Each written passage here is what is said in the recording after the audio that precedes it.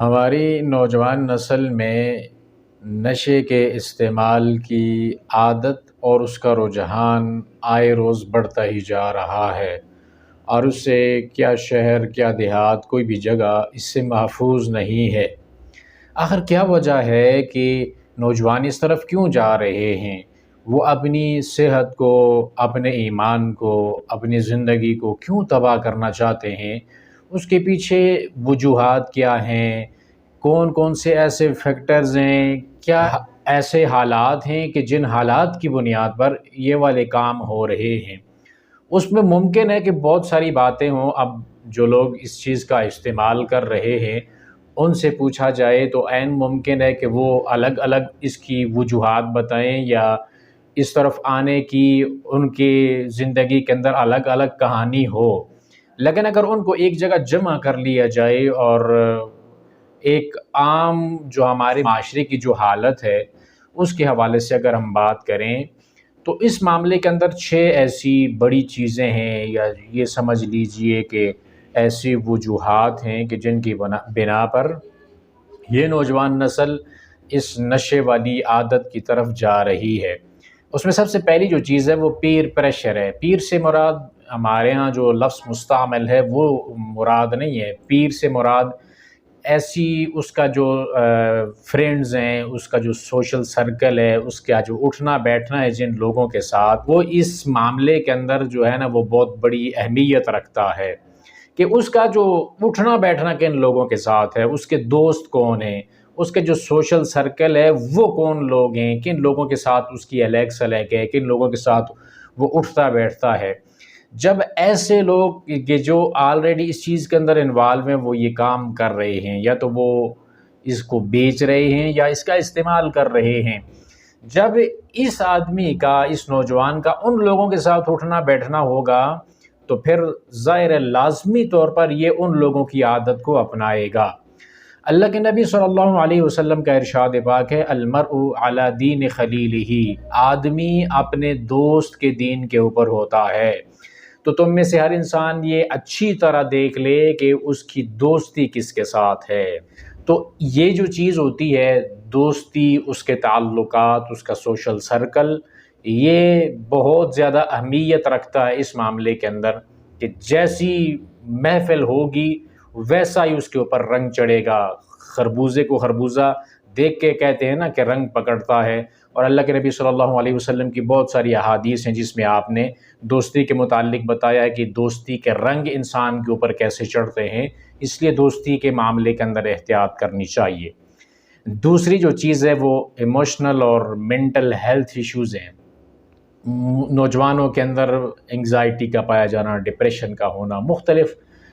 وجوہات ہو سکتی ہیں۔ کسی کے گھر کا کوئی معاملہ ہو سکتا ہے، گھر کی وجہ سے وہ پریشان ہے، کام کاروبار کی وجہ سے پریشان ہے۔ بعض لوگ جو ہے وہ شادی وغیرہ کے معاملات کے اندر پریشان ہوتے ہیں۔ یہ دنیا کی جھوٹی محبتیں جو ویسے انہوں نے دل کے اندر پال رکھی ہوتی ہیں، وہ سمجھتے ہیں بس جس سے میرا دل جڑ گیا وہ اگر نہیں ہے تو کائنات میں اور کچھ ہے ہی نہیں، اور اسی کے لیے بس ایسے جھوٹے قصیدے لکھنا، اسی کے بارے میں سوچنا اور اسی کو بار بار دیکھنا، ایک ہی چیز کو پیچھے جو ہے نا وہ پڑے ہوئے ہیں۔ حالانکہ وہ جس کے ساتھ ان کا وہ ہوتا ہے، تعلق ہوتا ہے، وہ چھوڑ کے چلا بھی گیا ہوتا ہے، اس کا آگے جو ہے زندگی گزر بھی رہی ہوتی ہے، یہ بس اپنی اس جگہ پہ اس نے سوئی اٹکا رکھی، نہیں بس وہ میرے ساتھ ایسا ہو گیا، میری وہ تعلق تھا، آپ کو نہیں پتہ یار، آپ میرے درد کو کیسے سمجھو گے۔ تو یہ جو جھوٹی دنیا کی محبتیں ہوتی ہیں، یہ بہت سارے اور جو معاملات ہوتے ہیں جن سے وہ ذہنی طور پر بندہ پریشان ہوتا ہے اور خفا ہوتا ہے، سکون نہیں ہوتا اس کی زندگی کے اندر۔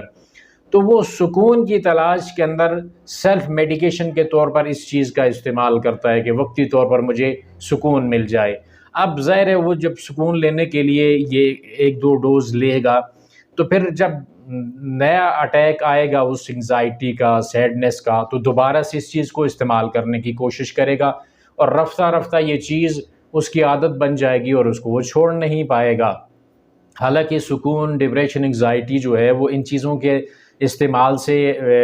دور ہونے والی نہیں ہے۔ اس کا کیا طریقہ ہے اصل کہ انسان اللہ سے اپنا تعلق جوڑ لے، دنیا کی جھوٹی محبتوں کو بلا کر سچے اللہ کی سچی محبت سے انسان اپنا دل لگا لے، اللہ کے نبی صلی اللہ علیہ وسلم سے، آپ کے ضابطۂ حیات سے، آپ کے طریقے سے، اس سے انسان دل لگائے، اللہ کا ذکر زیادہ سے زیادہ کرے کہ یہ ذکر جو ہے اللہ کا، یہ انسان کی روح کے سکون کا باعث بنتا ہے، قرآن پاک کی تلاوت زیادہ کرے، اور اللہ رب العالمین سے جتنا زیادہ تعلق مضبوط ہوگا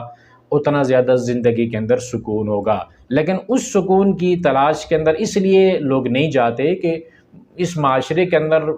دین کی جو ابتدائی چیزیں ہیں، جو ابتدائی عبادات ہیں، ان کے اوپر بھی عمل نہیں کیا جا رہا ہوتا۔ دین سے دوری، بیزاری اس چیز کا سبب بنتی ہے کہ انسان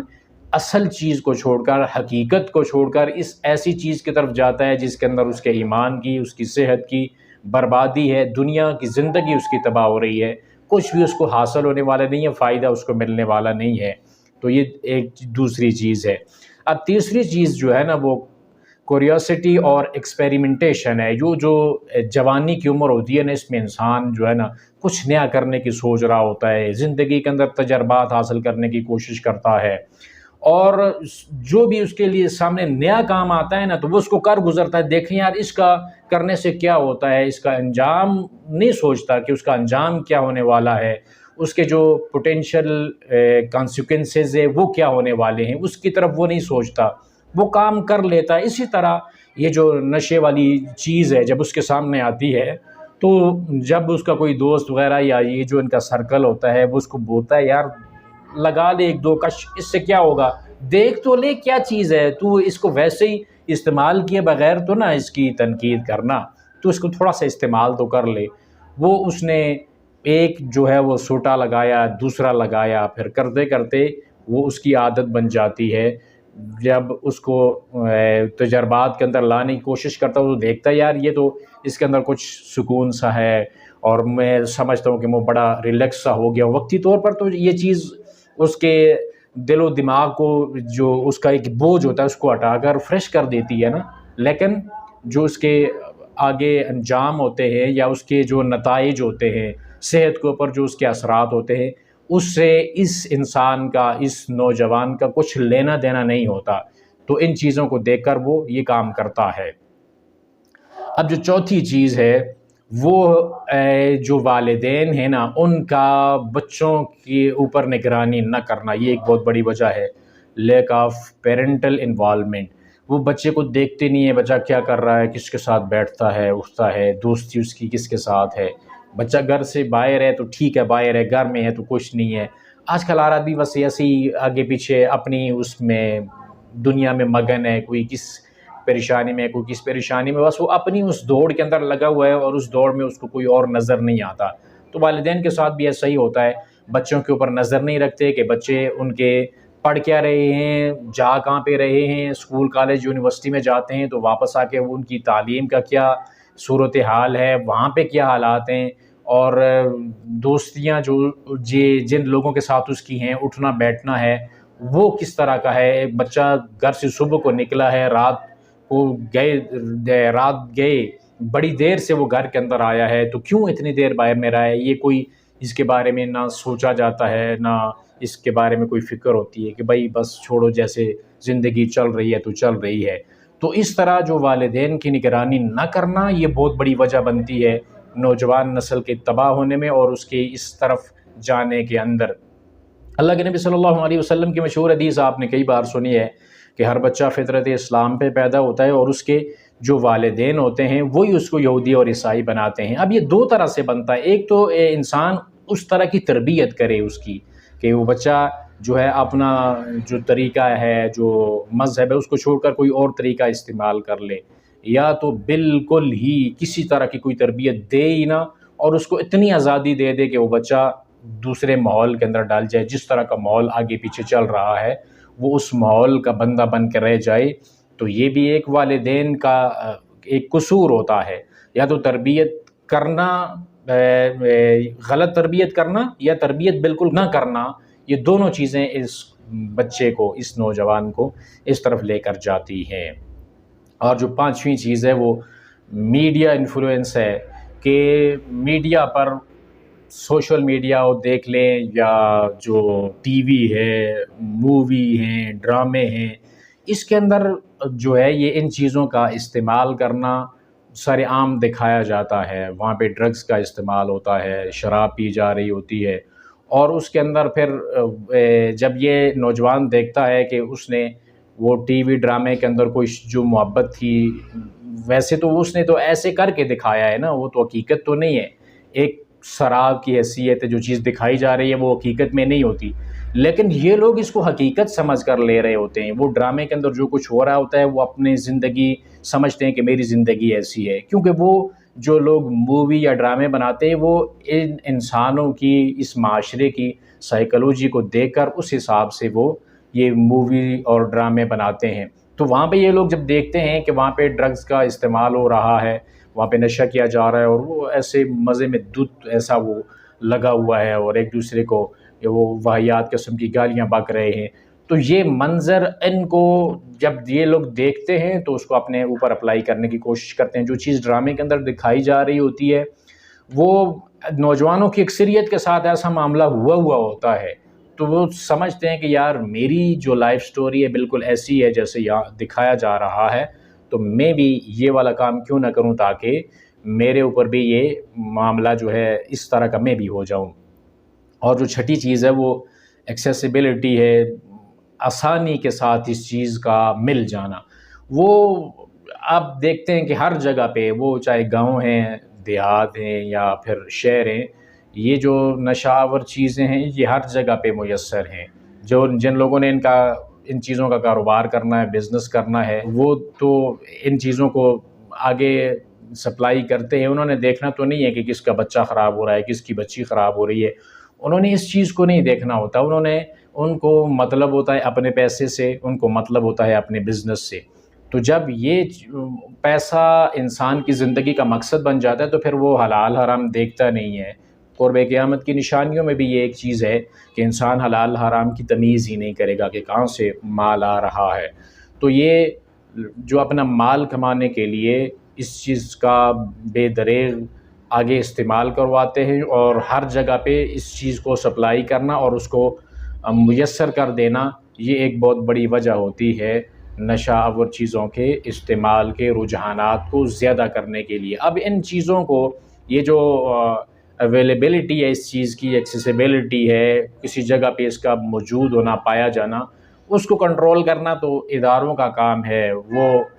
اس حساب سے اگر وہ کنٹرول کریں تو جو لوگ اس چیز کو سپلائی کرتے ہیں تو اس جڑ کو ایک دم سے پکڑ کر ہی اگر درخت اکھاڑ کے پھینک دیا جائے تو معاملہ وہ درست ہو سکتا ہے. لیکن یہاں پہ جو قانونی کارروائیاں ہوتی ہیں وہ چھوٹے موٹے لوگوں کے اوپر ہوتی ہیں، جن کے پاس کچھ چھوٹا موٹا مال ہوتا ہے. جو بڑے ڈیلرز ہوتے ہیں ان تک تو ہاتھ ان لوگوں کے پہنچتے بھی نہیں ہیں، کیونکہ وہاں پہ بہت بڑا بزنس چل رہا ہوتا ہے، پیسہ ہوتا ہے، تو وہاں پر ان کی پہنچ بھی نہیں ہوتی. تو یہ کچھ ایسی چیزیں ہیں جن چیزوں کی بنیاد کے اوپر نوجوان نسل اس طرف جا رہی ہے. اب اس نوجوان نسل کو بچانے کے لیے نہ تو کوئی اس طرح کی کونسلنگ ہو رہی ہے، نہ کوئی سیمینار ہو رہے ہیں، نہ ان کو اس معاملے کے اندر ایجوکیٹ کیا جا رہا ہے، نہ ان کو اس چیز کے جو